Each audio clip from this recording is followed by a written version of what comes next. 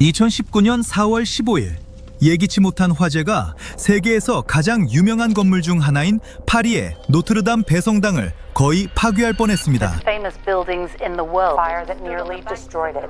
The blaze that has been ravaging the cathedral. 불은 빠르게 번져 높은 첨탑과 지붕 배부분을 태웠습니다. 화재는 저녁에 시작되어 다음날 아침까지 맹렬히 타올랐습니다. 화염이 지붕의 상당 부분을 파괴했지만 소방관들은 대성당의 본체와 내부에 값을 매길 수 없는 예술품들을 지켜냈습니다. 정말 아슬아슬한 순간이었습니다. 그것이 어찌 보면 전화위복이 될 줄 누가 알았을까요? 화재 이후 약 50명의 고고학자들이 폐허에서 작업을 시작했습니다. 그들은 2000년 이상 된 유물들을 발견했습니다. 가장 흥미로운 발견 중 하나는 두 개의 납관, 즉 석관이었습니다. 이를 연구한 과학자들은 관을 열 때 납으로부터 몸을 보호하기 위해 특수 복장을 착용해야 했습니다. 그들은 관 안에서 두 부유한 남성의 유골을 발견했습니다. 하지만 그들의 재산에도 불구하고 힘든 삶을 살았던 것으로 보입니다. 한 남성은 관에 묘비명이 새겨져 있어 신원 확인이 쉬웠습니다. 18세기에는 부유한 사람들만이 납관을 살 수 있었는데 시신을 좋은 상태로 보존할 수 있었기 때문입니다. 하지만 관이 손상되어 내부에는 일부 뼈와 머리카락, 옷 조각만 남아 있었습니다.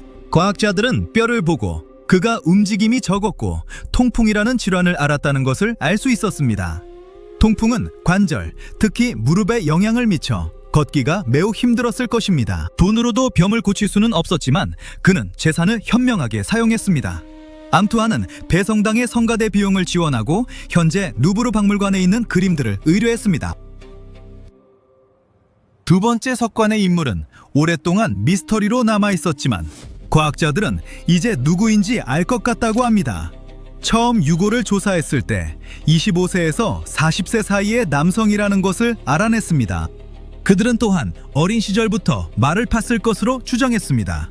이 남성의 뼈는 오래된 건강 문제의 흔적을 보여주며 대부분의 치아가 사망 전에 빠져 있었습니다. 두개골 모양이 독특했는데 어릴 때 특별한 머리띠를 착용했기 때문일 수 있습니다. 연구자들은 이 남성이 1522년과 1560년 사이에 살았던 프랑스 시인 조아킴 드 벨레일 수 있다고 생각합니다.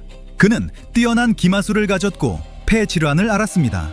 이상한 점은 성직자가 아니었음에도 가족이 원했던 삼촌 옆 소성당이 아닌 대성당에 묻혔다는 것입니다. 과학자들은 그가 임시로 묻혔다가 영구적인 자리가 되었거나 그의 모든 작품이 출판된 후 관이 이동되었을 것으로 추정합니다.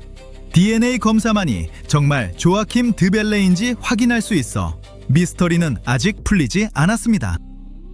화재는 노트르담의 또 다른 미스터리를 푸는데 도움을 주었습니다. 바로 얇은 벽이 어떻게 그토록 높은 곳에서 볼트 천장을 지탱하는가입니다. 완공 당시 대성당은 대피라미드 이후 가장 높은 건물이었으며 볼트 높이가 약 32m에 달했습니다. 대략 10층 건물 높이입니다. 2019년 화재로 벽 안에 숨겨진 비밀이 드러났습니다. 바로 수천 개의 철제 연결못입니다. 각각 약 20에서 50cm 길이로 자 하나 정도 또는 조금 더 길며 무게는 1에서 4kg 정도입니다. 철을 사용하기 전에는 건축가들이 벽 사이에 나무 막대를 넣어 안정성을 유지했지만 나무는 철만큼 강하지 않고 더 쉽게 부러집니다.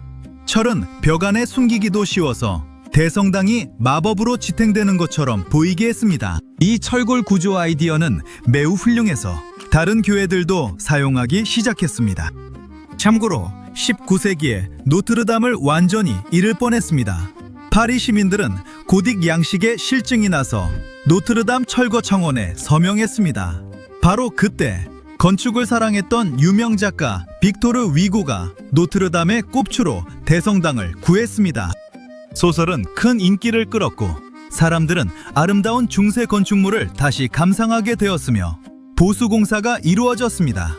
장인들이 기존 구조물을 수리하고 750톤 무게의 첨탑, 구리 조각상들, 그리고 56개의 키메라 같은 새로운 요소들을 추가했습니다. 노트르담의 상징이 된 가구일들도 처음부터 있었던 것은 아닙니다. 대성당 완공에는 거의 200년이 걸렸고 그 기간 동안 고딕 양식이 유행했습니다. 그래서 완공될 때쯤 노트르담에는 석회암으로 만든 수십 개의 신화적 조각상들이 생겼습니다. 이들은 매우 실용적인 기능을 했는데 벽과 기초에서 물을 빼내어 건물을 침식으로부터 보호하는 것이었습니다. 1926년 파리에서 대성당의 미스테리라는 책이 출판되었습니다. 이 책은 연금술의 비밀이 노트르담 벽에 숨겨져 있다고 주장했습니다. 네, 해리포터에서 언급된 그 고대 마법 말입니다. 연금술은 실제 과학이 아니지만 예술 전문가들은 배체로 노트르담이 돌로 쓰인 연금술 문서라는 데 동의합니다. 북탑이라 불리는 탑의 지붕에는 성인이 아닌 연금술사의 모습이 돌에 새겨져 있습니다. 그는 프리기아 모자를 쓰고 있습니다. 이것은 그가 비밀 지식을 연구하는 헤르메스주의 일원임을 나타냅니다. 대성당 정문에는 최후의 심판문이라 불리는 큰 문이 있습니다. 책의 저자는 이 문에 현자의 돌에 관한 단서가 있다고 했습니다. 연금술사들은 현자의 돌이 일반 금속을 금으로 바꾸고 영생을 줄 수 있다고 믿었습니다. 이 문의 중앙부에는 9개의 단이 있는 사다리를 들고 있는 여인의 조각이 있습니다. 이것은 철학자의 사다리라고 불립니다. 연금술사가 작업을 완성하기 위해 거쳐야 하는 9단계를 상징합니다. 대성당 주변에는 더 많은 석조 부조가 있습니다.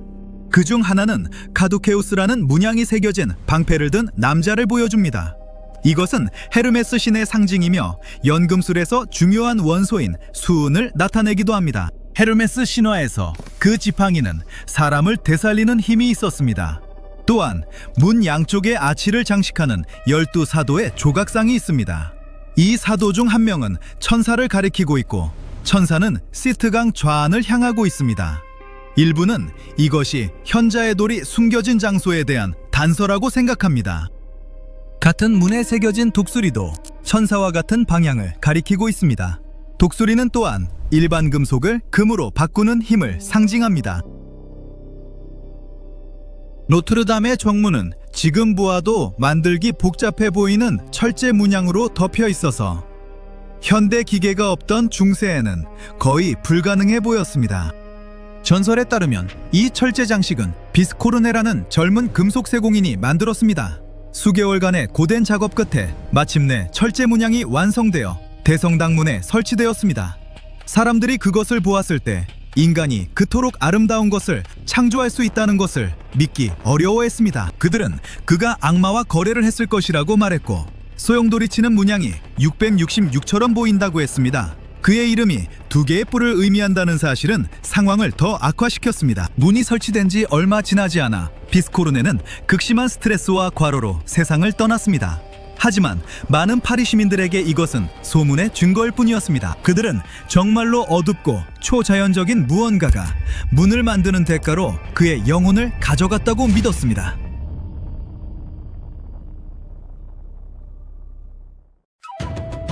런던, 대조적인 모습들과 잠들지 않는 번화한 도시야. 거의 1000만 명이 살고 있는 지상과 지하 모두에서 삶이 활발하게 돌아가고 있어. 자, 오해하지 마. 런던 집값이 지난 몇 년 동안 미친 듯이 올랐지만 사람들이 지하에 살기 시작한 건 아니야.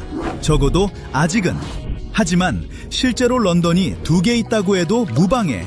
빅벤, 런던탑, 그리니치가 있는 런던과 도시의 번화한 거리 깊숙이 숨겨진 비밀 터널과 잊혀진 공간들도 너희에게 보여줄 게 있거든. 모든 건 평범해 보이는 하얀 문에서 시작돼. 그걸 찾으려면 런던 지하철 챈서리 레인역의 동쪽 방향 플랫폼으로 가야 해. 별거 아닌 것처럼 보이지만 문을 열 수 있는 사람들은 그 뒤에 미로 같은 터널이 있다는 걸 알아. 어쩌면 이게 2023년 1월부터 8월까지 챈서리 레인역이 무려 48번이나 폐쇄된 이유일지도 몰라. 그리고 2022년에는 137번이나 폐쇄됐어. 1년에 3분의 1이 넘는 기간이야. 직원 부족, 말썽꾸러기 무단 침입자, 날씨 같은 온갖 이유 때문이라고 하지만 솔직히 좀 수상하지 않아? 그래서 그 터널들 말인데 1940년대에 대피소로 만들어졌다가 나중에 비밀 활동, 극비 문서 보관, 심지어 통신 서비스용으로 용도가 바뀌었어. 소문에 의하면 가장 강력한 국가들 간의 한라인이 바로 이 터널을 통과했다고 해. 킹스웨이 익스체인지 터널이라고 불리는 이곳은 런던 중심부 하이홀본 아래, 지상에서 약 40m 아래에 있어. 예전엔 엄청 비밀스러운 곳이었지. 제임스 본드를 만든 이언 플레밍이 실제로 그곳에서 일한 적이 있는데, 거기서 영감을 받아 제임스 본드 영화의 큐장 작전 전체를 만들어냈대. 1949년에 중앙우체국이 인수했고 1956년까지 최초의 대서양 횡단 전화 케이블이 연결되는 곳이 됐어. 수년 동안 우체국 기술자들과 무선 간섭 조사관들이 일했던 곳이야. 이곳엔 영국에서 가장 깊은 바도 있었어. 거물들을 위해 술을 팔았지만 지금은 문을 닫았어. 1990년대가 되자 성면과 다른 안전 문제들 때문에 대부분 버려진 상태가 됐거든. 하지만 곧 영국에서 가장 깊은 공식바에서 한잔할 기회가 생길지도 몰라. 2023년에 런던 터널이 구세주처럼 나타났거든. 터널을 사들였고 대중을 위한 인터랙티브 문화체험 공간으로 만들 큰 계획을 갖고 있어. 2027년 개장 예정인 이곳은 역사 매니아와 호기심 많은 모험가들의 핫스팟이 될 거야. 찐 입구들도 잊으면 안 돼. 하이, 홀본의 비밀 상점부터 퍼니벌 스트리트의 미스터리한 화물 리프트까지. 안타깝게도 툭스코트의 입구는 사라졌지만 그게 오히려 미스터리를 더하지 않아? 자, 런던 지하 세계를 보려고 몇 년을 기다리고 싶지 않다면 도시의 다른 면을 볼 수 있는 또 다른 방법이 있어. 작은 단점이 있는데 투어가 좀 냄새날 수도 있어. 런던 거리 아래에 1930km의 벽돌 퍼널로 된 미로가 있다는 거 알아? 하수용이야. 엄청난 파이프들이지. 그리고 철도 터널로 착각할 만큼 큰 주요 하수도 130km도 잊지 마.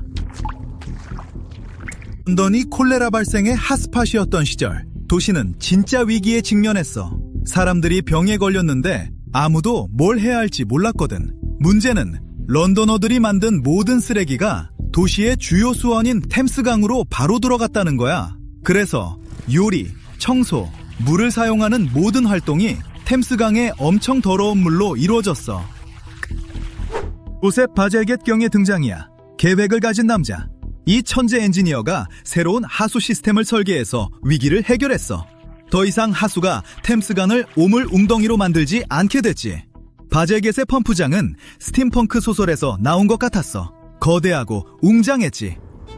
오늘날로 빨리 감기하면 런던의 오래된 하수 시스템이 부담을 느끼고 있어. 도시에 사는 사람 수가 1000만 명에 가까워지면서 업그레이드가 필요한 때야. 그래서 템스 타이드웨이 터널이 등장했어. 구조를 위한 슈퍼 하수도야. 쓰레기를 위한 거대한 지하 고속도로 같은 건데 2024년 3월에 건설이 완료됐어. 빅토리아 시대 하수도를 실제로 여행할 순 없지만 런던에서 방문할 수 있는 지하 세계가 있어. 물론 공짜는 아니야. 지하철 한 번 타는 정도의 비용이 들어. 런던 지하철은 지하철도의 선구자야. 19세기에 세계 최초의 지하철도인 메트로폴리탄 철도를 건설하는 모습을 상상해봐. 물론 지금 런던에 있는 아늑한 객차와는 매우 달랐어. 1863년에 나무 객차와 증기기관차로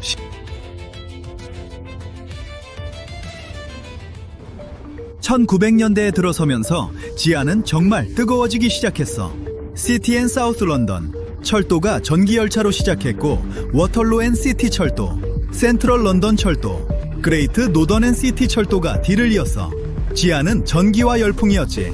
런던 지하 전기철도 회사가 등장해서 여러 지하철 노선을 만들었어.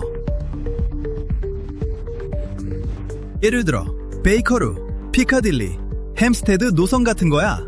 런던 지하철은 튜브 모양의 터널 때문에 애칭으로 튜브라고 불려. 런던어들이 가진 유일한 지하철 관련 별명은 아니야. 1900년에 센트럴 라인 철도가 도입됐을 때 티켓이 2페니밖에 안 해서 투페니 튜브라는 재미있는 별명이 붙었어. 그 재미있는 별명은 지금까지도 우리와 함께하면서 일상 통근에 작은 매력을 더해주고 있지. 매년 런던 지하철에서 10억 번 이상의 여행이 이뤄져 매일 500만 번 이상의 여행이 있어. 놀랍게도 지하철의 가장 큰 부분은 실제로 지하에 있지 않아. 270개 역 중에서 45%만 지표면 아래에 있거든. 이런, 내가 말한 그 런던이 아니었네. 상관없어. 상징적인 튜브 지도가 회로 기판에서 영감을 받았다는 거 알아? 디자이너 해리 백이 지도의 틀을 깨고 오늘날까지 우리가 지하철을 탐색하는 데 도움이 되는 멋지고 다채로운 다이어그램을 만들었어. 튜브는 꽤 왕실스럽기도 해. 엘리자베스 2세 여왕이 1969년 빅토리아 라인을 개통할 때 처음으로 튜브를 탄 왕족이었고 그 이후로도 몇 번 탔어. 매일 사람들이 튜브에 뭔가를 잇고 내려 수년 동안 이상한 물건들이 남겨졌어. 판사 가발, 의족, 심지어 유골함도. 이런, 누가 할아버지를 잊어버렸나? 또 다른 재미있는 사실은 1994년까지 벌금이 없었다는 거야. 그전에는 무임승차가 흔한 일이었지만 이제 잡히면 현장에서 10파운드의 벌금을 내야 해. 그리고 지하철 선로에 가짜집이 있어. 1868년 디스트릭트 라인이 개통될 때 철거된 선로의 일부를 숨기고 있어. 이웃들이 그 틈새를 좋아하지 않아서 거리의 다른 집들과 어울리도록 외관을 지었대. 그리고 이것도 들어봐. 인접한 두 역 사이의 가장 짧은 거리는 260m밖에 안 돼. 피카딜리 라인의 코벤트 가든과 레스터 스퀘어 사이인데 여전히 방문객들에게 인기 있는 초단거리 여행이야. 1911년 얼스코트에 첫 에스컬레이터가 도입됐어. 사람들이 너무 무서워해서 안전성을 믿지 못했대. 전설에 따르면 나무다리를 가진 윌리엄 범퍼 해리스라는 남자가 안전하다는 걸 증명하려고 하루 종일 에스컬레이터를 탔다고 해. 꽤 대단하지?